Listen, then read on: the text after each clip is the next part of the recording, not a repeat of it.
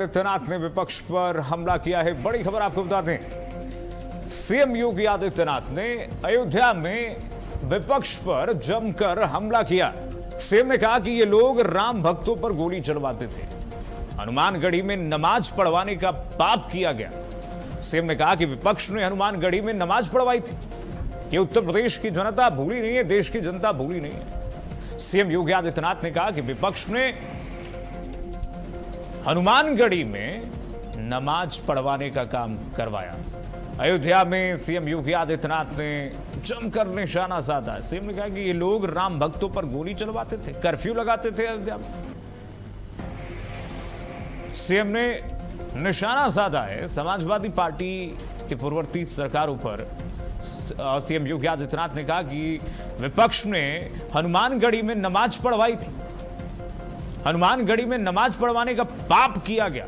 यह महापाप था। विपक्ष ने हनुमानगढ़ी में नमाज पढ़वाने का महापाप किया। मुख्यमंत्री योगी आदित्यनाथ ने एक के बाद एक निशाना साधा है और कमोवेश आप सुन ही रहे हैं, हर जगह मुख्यमंत्री जा रहे हैं और हर जिले में मुख्यमंत्री चुनाव से पहले 75 जिले में एक के बाद एक रैली करके, जनसभा करके विपक्ष पर निशाना साध रहे हैं। आगे बढ़ेंगे, एक और बड़ी खबर आपको बता दें, राम मंदिर चढ़ावा चोरी मामले में बड़ा खुलासा हुआ है। शेयर मार्केट में भी चोरी के रुपए लगाए गए।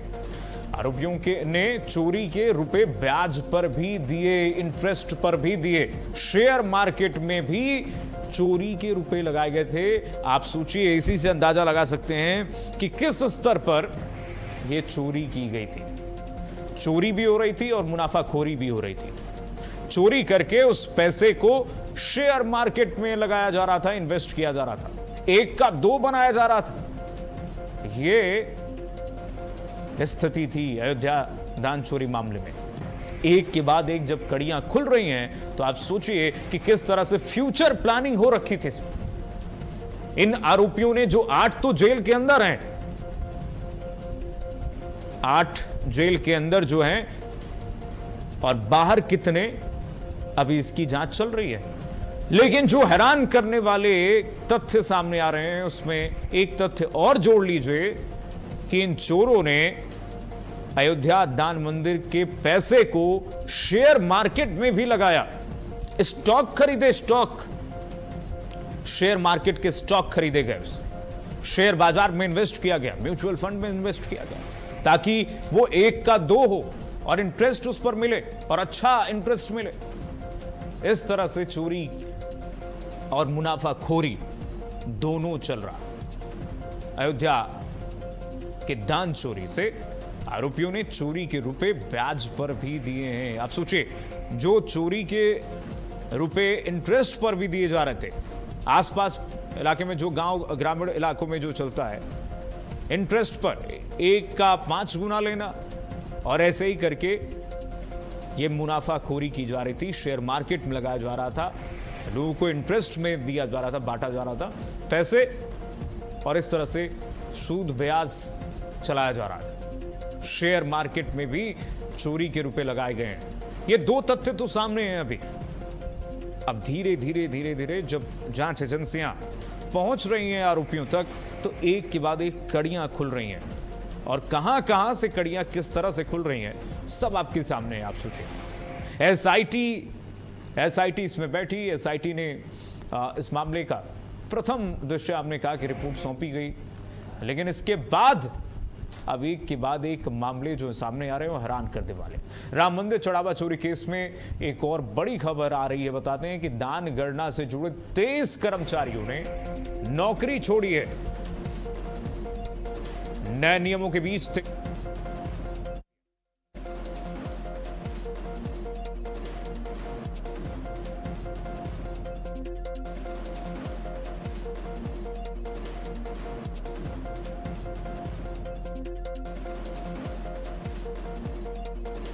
बढ़ने, सैलरी ना बढ़ने के से एक साथ इस्तीफा दिया है, ये खबर आ रही है। कार्यदायी संस्था को सौंपे गए हैं 23 कर्मियों के इस्तीफे।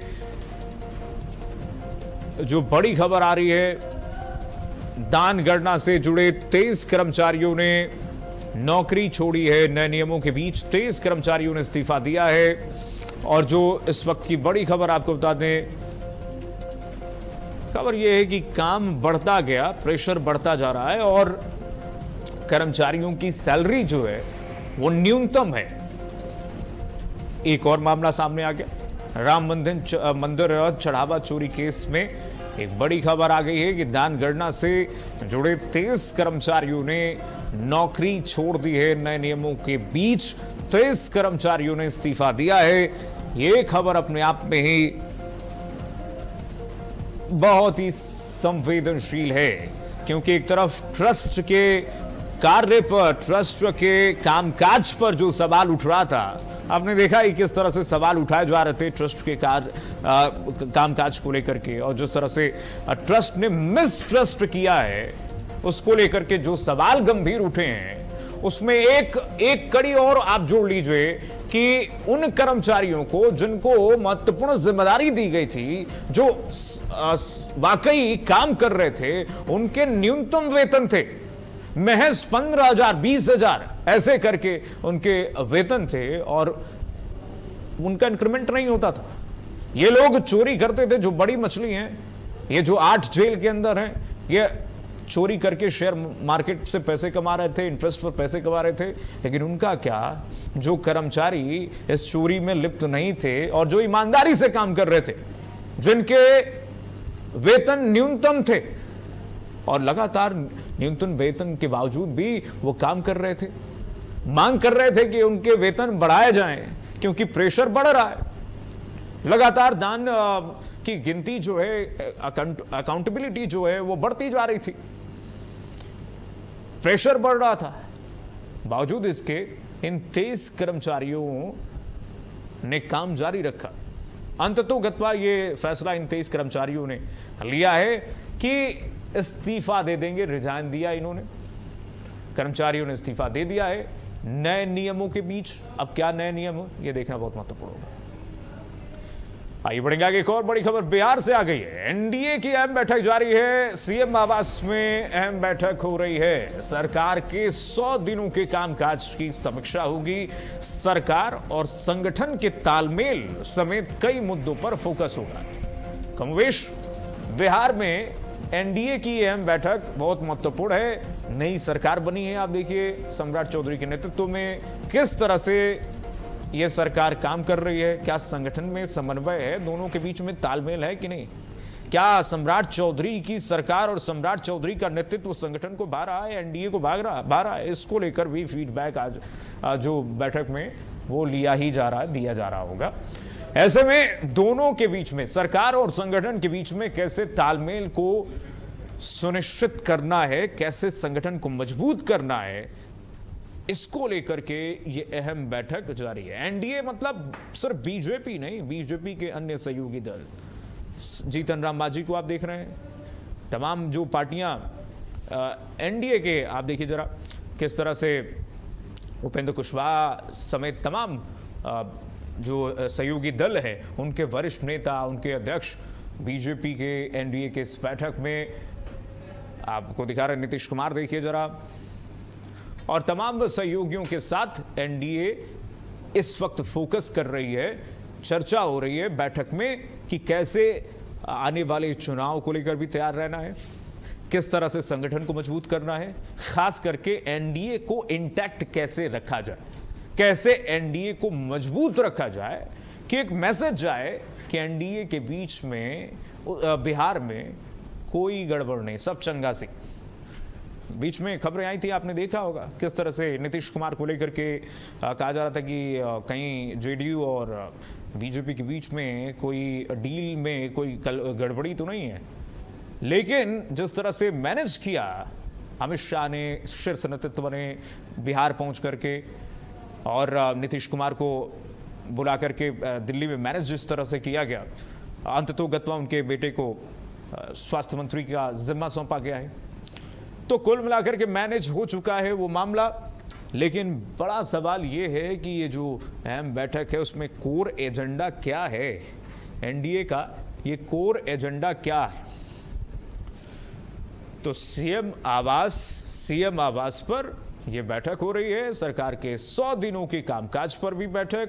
इसमें फोकस किया जा रहा है कि क्या एनडीए में जो सहयोगी दल हैं क्या उससे संतुष्ट हैं, उनसे भी फीडबैक लिया जाएगा ताकि सरकार और संगठन में दोनों में कोई कमी ना हो, कोई बीच में परेशानी ना हो, मतभेद ना हो, मनभेद ना हो। इसको सुनिश्चित किया जा रहा है कि खत्म किया जाएगा और सभी चीजें स्मूथ चलें, स्ट्रीमलाइन हो, उसको लेकर के ये बैठक जारी है।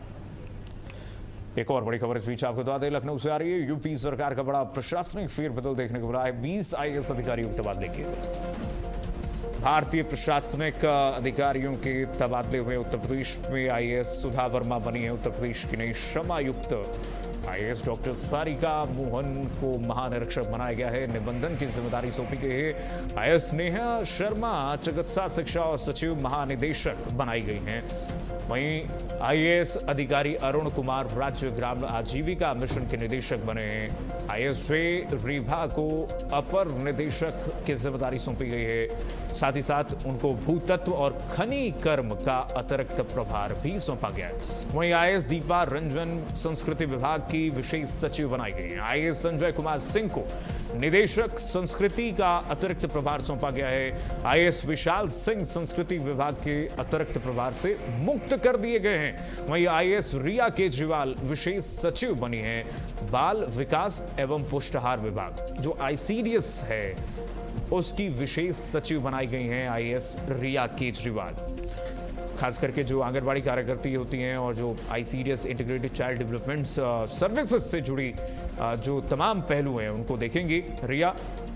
आईएएस संदीप भागिया को एमडी बनाया गया है मध्यांचल विद्युत वितरण निगम लिमिटेड।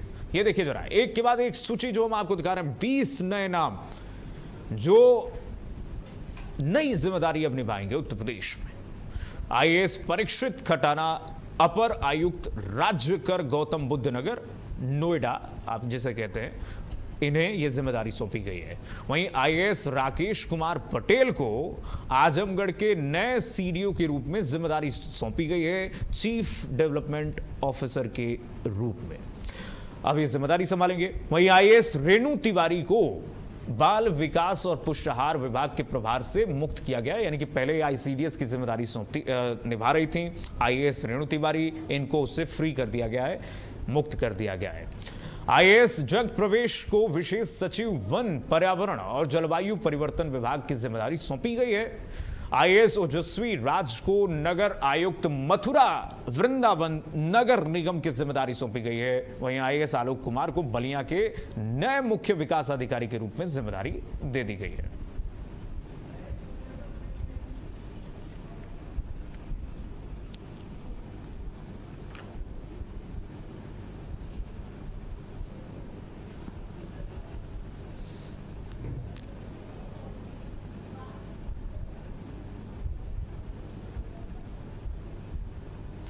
तो 20 आईएएस अधिकारियों के तबादले हो गए हैं। आप देखिए नई सूची जो जारी की गई है, अब आपको आपकी टीवी स्क्रीन पर दिखा रहे हैं। 20 आईएएस अधिकारियों के तबादले हुए हैं। उत्तर प्रदेश में बड़ी प्रशासनिक सर्जरी हुई है। एक छोटा सा ब्रेक लेंगे, लेकिन ब्रेक के जाने से पहले आइए नजर डालते हैं हेडलाइंस पर। प्रस्तुत करता डॉक्टर ऑर्थो आयुर्वेदिक ऑयल व कैप्सूल। अब दर्द भी घुटने टेकेगा। पेट सफा आयुर्वेदिक चूर्ण, पेट सफा तो हर रोग दफा। रूप मंत्रा आयुर्वेदिक फेस क्रीम और फेस वॉश, ये कोई कॉस्मेटिक नहीं, आयुर्वेदिक औषधि है। सच्ची सहेली, महिलाओं की सबसे भरोसेमंद औषधि एवं टॉनिक। मुख्यमंत्री योगी आदित्यनाथ का विपक्ष पर वार का, ये लोग राम भक्तों पर गोली चलवाते थे, हनुमानगढ़ी में नमाज पढ़वाने का पाप किया, ये आज आस्था की बात कर रहे हैं। राम मंदिर केस में दान गणना से जुड़े 23 कर्मचारियों ने छोड़ी नौकरी। काम बढ़ने सैलरी न बढ़ने से एक साथ दिया इस्तीफा। नए नियमों के बीच कर्मियों के इस्तीफे।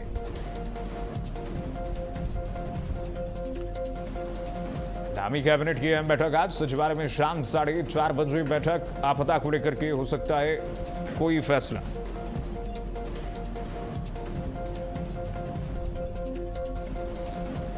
और बिहार में एनडीए की अहम बैठक जारी, सीएम आवास में हो रही हाई लेवल मीटिंग, सरकार संगठन तालमेल समेत कई मुद्दों पर फोकस।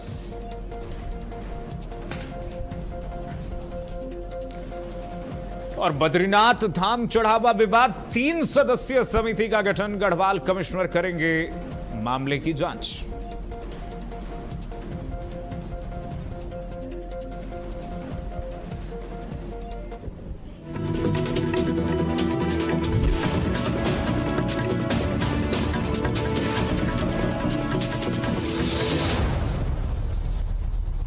जब हर मुद्दे को ब्लैक एंड व्हाइट बताया जाएगा, तब सच के बाकी रंग कौन दिखाएगा? जल्द आ रहा है सिर्फ भारत अपडेट पर। देवभूमि। जब हर मुद्दे को ब्लैक एंड व्हाइट बताया जाएगा, तब सच के बाकी रंग कौन दिखाएगा? जल्द आ रहा है सिर्फ भारत अपडेट पर।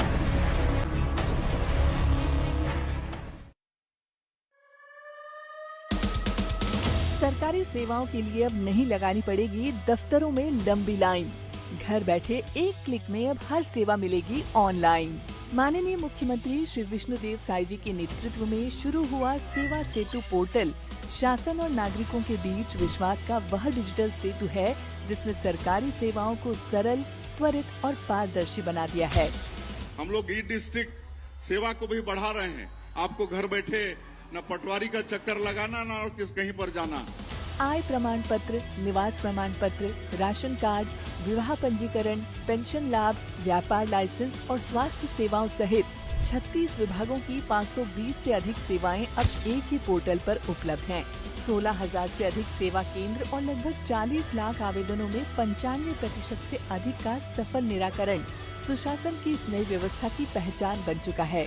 सेवा सेतु केवल एक पोर्टल नहीं बल्कि हर नागरिक तक समयबद्ध, सरल और सुलभ सेवाएं पहुंचाने का संकल्प है। यही है डिजिटल सुशासन की नई पहचान। जब हर मुद्दे को ब्लैक एंड व्हाइट बताया जाएगा, तब सच के बाकी रंग कौन दिखाएगा? जल्द आ रहा है सिर्फ भारत अपडेट पर।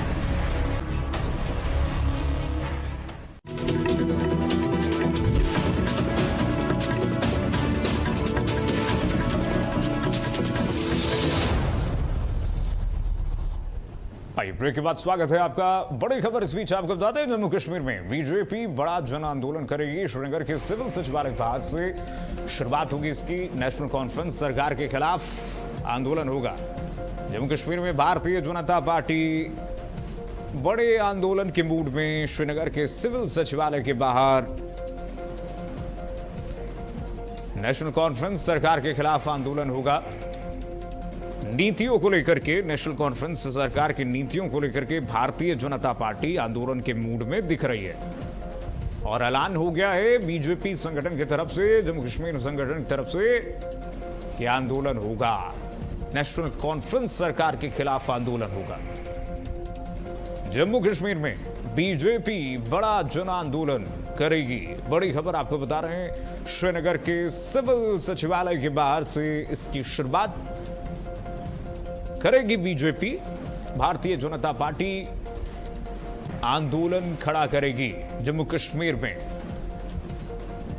नेशनल कॉन्फ्रेंस उमर अब्दुल्ला सरकार के खिलाफ प्रेस कॉन्फ्रेंस, नेशनल कॉन्फ्रेंस सरकार के खिलाफ आंदोलन भी करेगी।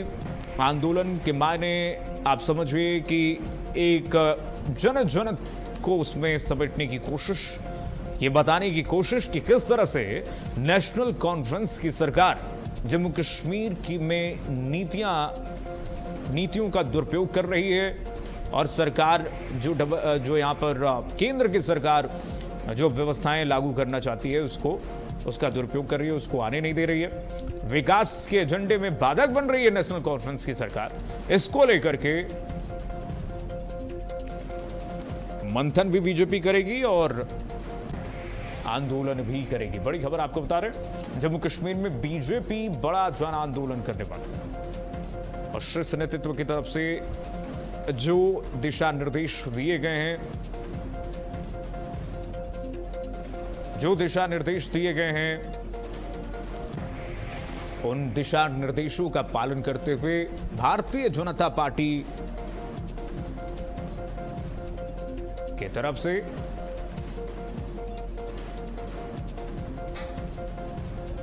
अब एक आंदोलन खड़ा किया जाएगा नेशनल कॉन्फ्रेंस सरकार के खिलाफ।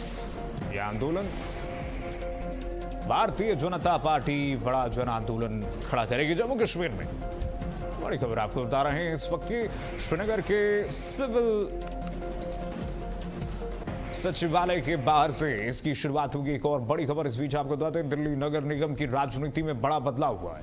आम आदमी पार्टी से अलग बनी इंद्रप्रस्थ विकास पार्टी यानी कि आईवीपी का बीजेपी में औपचारिक विलय हो गया है। ये देखिए जरा, बीजेपी अध्यक्ष हर्ष मल्होत्रा के नेतृत्व में, उनकी अध्यक्षता में आईवीपी का औपचारिक विलय हो गया है, यानी कि मिल गई है आईवीपी बीजेपी के अंदर जाकर के। पार्टी प्रमुख मुकेश गोयल के नेतृत्व में 16 निगम पार्षद भी मुख्यमंत्री रेखा गुप्ता और बीजेपी प्रदेश अध्यक्ष हर्ष मल्होत्रा की मौजूदगी में बीजेपी में शामिल हो गए हैं। औपचारिक तौर पर इसकी घोषणा हो गई है, ऐलान कर दिया गया है आईवीपी की तरफ से।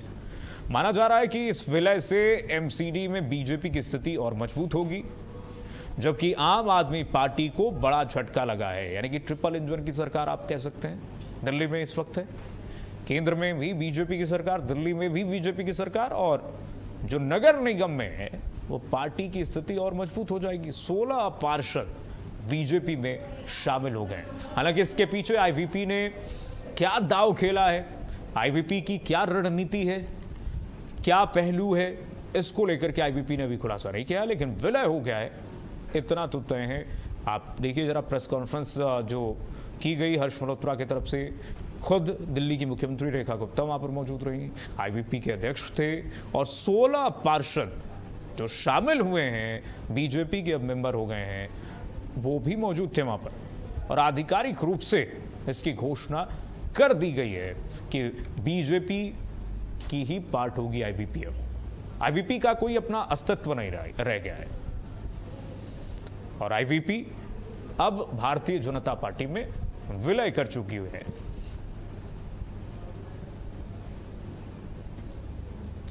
तो बीजेपी में आईवीपी का विलय हो गया है। तस्वीरें आपको दिखा रहे हैं, दिल्ली की तस्वीर है बीजेपी कार्यालय से। दिल्ली बीजेपी कार्यालय में औपचारिक तौर पर आईवीपी का विलय, जिसकी तस्वीरें आई हैं। तो आम आदमी पार्टी खेमे में इस वक्त हलचल है।